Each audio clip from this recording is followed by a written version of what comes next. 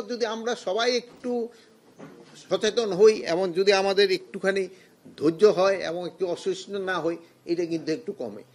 তাই এরা যারা এই অন্যায় করছে, আপনাদের হয়তো গাজীপুরের কমিশনারও এটার ক্ষেত্রে ব্রিফ করছে, এবং তাদের আমরা কিন্তু আইনের আওতায় ম্যাক্সিমামই কিন্তু নিয়ে আসা হয়েছে, এবং এইগুলিরে যেন শাস্তি ভালোভাবে পায় এই জন্য যত ধরনের ব্যবস্থা করার আমরা করব।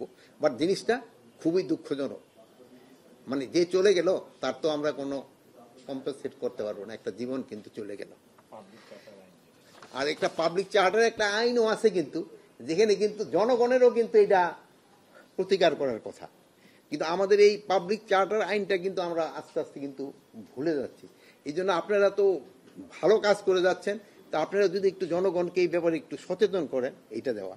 আর অনেক সময় আছে যেমন ধরেন ইউটিউবে ধরেন 1 বছর আগের একটা ঘটনা, এটা দিয়া একটা পোস্ট ছেড়ে দিল, এখন হয়তো এই পোস্টটা ওই যে পড়ছে হয়তো ইউটিউবে নাকি আবার পয়সা পাওয়া যায়, এই জন্য কিন্তু অনেক এই জিনিসটা করে। কিন্তু আবার ধরেন যে শেরপুরের যে ঘটনাটা হয়েছে, এটা কিন্তু আবার রিসেন্ট ঘটনাই, মানে স্বামী স্ত্রীরে করতে যাচ্ছে, এখানে আবার নাতিনেরও ছবি ভিডিও করতে। আরে নাতি, তুই তো তোর নানির আগে বাঁচাইতে যাবি, ওটা না যায় সে ভিডিও করলে সে হয়তো পয়সা রোজগার করার জন্য করছে। তো এইটা দেখেন তো আমাদের যে সমাজের অবক্ষয়টা কত জায়গায়। তার নানিরে মেরে ফেলতে যাচ্ছে, কিন্তু নাতির কোনো বিকার নাই, সে হলো তার পয়সা রোজগার করার জন্য সে ব্যস্ত, যে এটা ইউটিউবে ছাড়বো, এটা করে ছাড়বো। এইটার জন্য যে আমরা এখন কি করবো, এটা আমার সমাজ বিজ্ঞান এরা তো ভালো বলতে পারবে যে এইটার জন্য আমাদের কি করা উচিত। বাট আমাদের কিন্তু এই যেহেতু বাচ্চাদের এইগুলি সম্বন্ধে আমাকে কিন্তু ট্রেনিং দেওয়া দরকার, যে বাবা এই সবগুলি না করে তোমরা এটার প্রতিরোধ না, যদি সে নানারা যদি ওই নাতিরা যদি একটু চিল্লাইতো, এই তুমি নানির এরকম, কিন্তু আমাদের বাংলাদেশে এরকম কোনো বাড়ি নাই যেটা একেবারে আওয়াজ করলে শোনা না যায়, সব জায়গায় থাকে। এইগুলির দিকে একটু খেয়াল রাখতে হবে আর কি। তো আমি নিজেও পার্সোনালি এবং এই হিসাবেও খুবই দুঃখিত যে এই গাজীপুরের এই ঘটনাটার জন্য।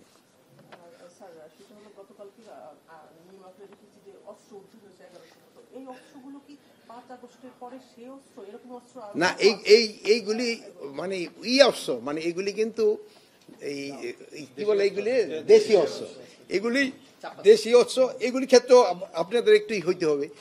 ধরুন যে যারা বানাচ্ছে এই অস্ত্রগুলি, তাদের একটু কেয়ারফুল হইতে হইবে। এখন কিন্তু যারা বানাচ্ছে আমরা তাদেরও নিয়ে আসতেছি, তারা জানে এই অস্ত্রগুলি কারা ব্যবহার করে, এইগুলি ক্ষেত্রে এই যে কারা ব্যবহার করে, এখন যারা এটা করছে এগুলি আমরা তাদের আইনের আওতায় নিয়ে আসতেছি। আর আপনি যেহেতু এই প্রশ্নটা উঠেছেন, আরেকটা প্রশ্ন তো হয়ে গেছে যে আমরা এই আমাদের যে হাতিয়ারগুলি হারাই গেছে, এইগুলির উদ্ধারের জন্য আমরা একটা সার্কুলার দিচ্ছি এবং এখন একটা প্রাইজও ডিক্লেয়ার করতেছি, যে ইনফরমেশনটা দিতে পারবে তারা আমরা একটা কত টাকা দিতে পারি, ওরকম একটা নিজেদের ভিতরে আমরা একটা কমিটি করে আমরা হয়তো 2-4 দিনের ভিতরেই হয়তো মিডিয়ায় দিয়ে দিব। যদি আপনারা কেউ খবর দিতে পারেন তবে ওই ওই ওই পুরস্কারটা সে পাবে। মানে বুঝলাম না, 700 কত রাজধানী মৎস্য বুঝি আমার নাই, যেহেতু বিভিন্ন জায়গা থেকে হারাইছে একজন করে।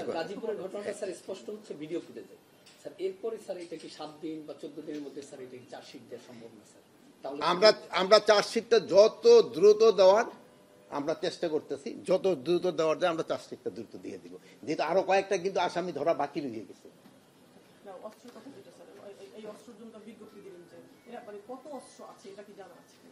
আমাদের প্রায় 700-র উপরে অস্ত্র বাইরে রয়ে গেছে আমরা অনুমান, আমি এটা কিন্তু অ্যাপ্রক্সিমেট, আমি অ্যাকচুয়াল নাম্বারটা আমার কাছে নাই। নির্বাচনের আরেকটা জিনিস হলো, নির্বাচনের জন্য আমাদের কিন্তু ট্রেনিং মোটামুটি শুরু হয়েছে। নির্বাচনের ক্ষেত্রে কিন্তু আপনারা জানেন সবচেয়ে বড় ভূমিকা পালন করে কিন্তু আনসারের ভূমিকাটা কিন্তু সবচেয়ে বড়। এবার আমরা আরেকটা জিনিসও করতেছি, অন্যান্য সময় আমাদের থাকে না, কি জানি বলে, ওই প্রিজাইডিং অফিসারের সাথেও কিন্তু আমরা একজন হাতিয়ার সহ আনসার দিয়ে, অনেক সময় দেখেন যে প্রিজাইডিং অফিসারে অনেক সময় করে অ্যাটাক করতে যায়, এই জন্য ওনারও আমরা কিন্তু একটা হাতিয়ার সহ ওনার একটা আমরা ওই গার্ড ব্যবস্থা করতেছি। যেন ওনারাও কেউ যেন কোনো রকমের কিছু না করতে পারে, মানে ওই ইলেকশনের পিরিয়ডে হাতিয়ার থাকবে একটা,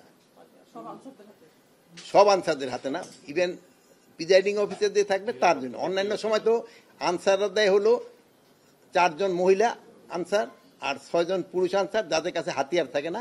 এই ছাড়া তারা 2 জন দেয় হলো হাতিয়ার সহ আনসার। এবার আমরা 2 জন না, এবার 3 জন দিতেছি হাতিয়ার সহ আনসার। পুলিশের তো দিবে তো আলাদা, র্যাব দিবে আলাদা, বিজিবি দিবে আলাদা, সেনাবাহিনী দিবে আলাদা, এগো তো হাতিয়ার আলাদা। একটা বিষয়, মানে গতকাল জিএমপি কমিশনারও বলেছেন যে গাজীপুরে আরেকটা ঘটনা ঘটেছে, পুলিশের সামনে একজনকে ইট দিয়ে থেতলে দেওয়া হচ্ছে, পুলিশ আসলে তেমন কিছু করে নাই। গতকাল জিএমপি কমিশনার বলেছে পুলিশ ট্রমাটাইজড আছে, এখনো পুলিশ স্বাভাবিক কার্যক্রম করছে না। একজন পুলিশের যে কাজ 3 জন মিলে সেটা করতে পারছে না। এই অবস্থা যখন চলছে, তখন নির্বাচনে তারা যদি এই ধরনের পরিস্থিতি হয়, তখন কিভাবে দায়িত্ব পালন করছে? আমি যেই আপনার যে স্টেটমেন্টটা আমি দেখি তো হয় নাই, মানে জানি না, ওর এই কথাটা আমি শুনি নাই। আমি ওরে জিজ্ঞেস করবো যে ওই কোন পরিস্থিতিতে এই কথাটা বলছে, কোন পরিপ্রেক্ষিতে বলছে, ওইটা জানলে তারপরে আমি আপনারা বলতে পারবো।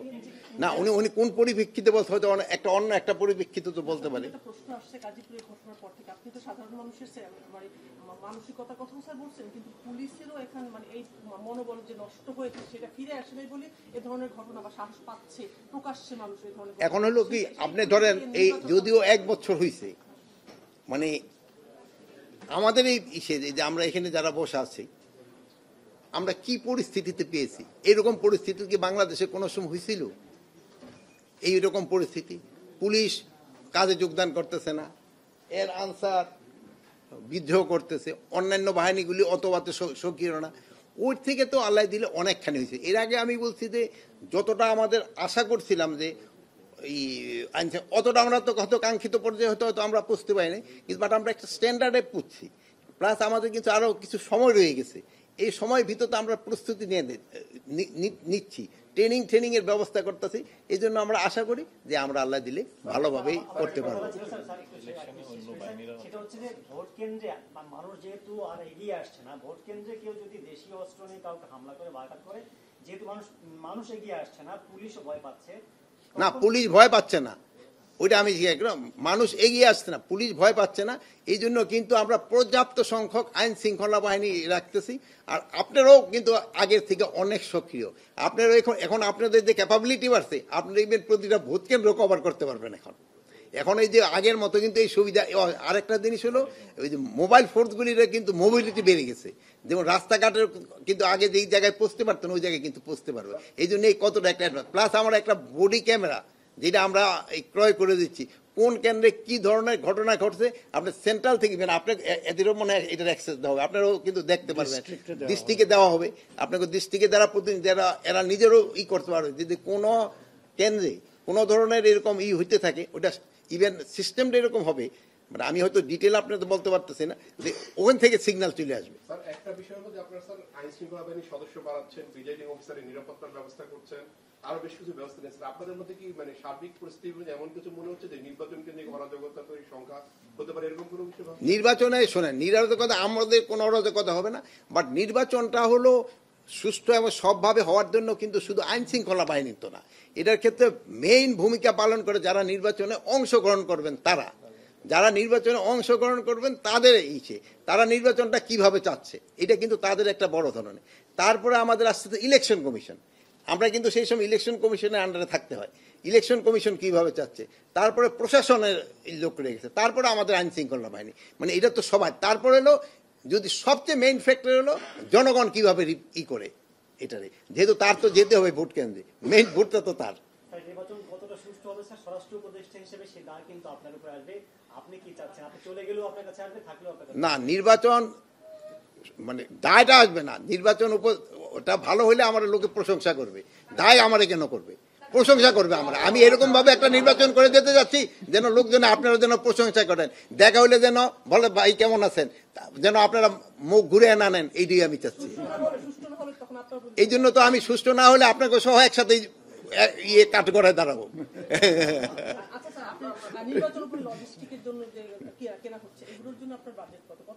এই বাজেট তো আমরা এখন বাজেট তো ইলেকশন কমিশন থেকে দিবে।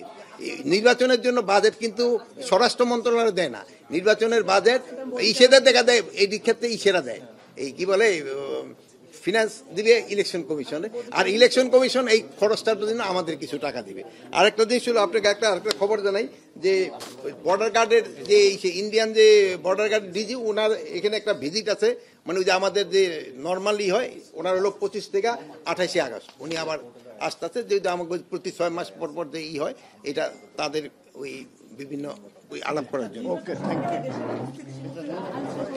এটাকে আপনি মনে করেন কিনা স্যার? হ্যাঁ মানে নির্বাচন সামনে রেখে দেশে আইন শৃঙ্খলা পরিস্থিতি কিছুটা অস্থিতিশীল হচ্ছে, আপনি মনে করেন কিনা? না না না, চারদিকে যেটা হচ্ছে সেটা তো এটা কোনো নির্বাচনের ইয়ের জন্য না, নির্বাচন যেন ভালোভাবে হয় এই জন্য সবাই চেষ্টা করবো। আপনাকে অনুরোধ করবো আপনারাও ভালোভাবে কভার দিবেন, তাই নির্বাচনটা খুব ভালো হবে। এটা সবাই সহজে মেন তো জনগণের জন্য সব। আপনারা তো সব নিরাপদ এখানে, এই চাটা খাওয়াই দিন।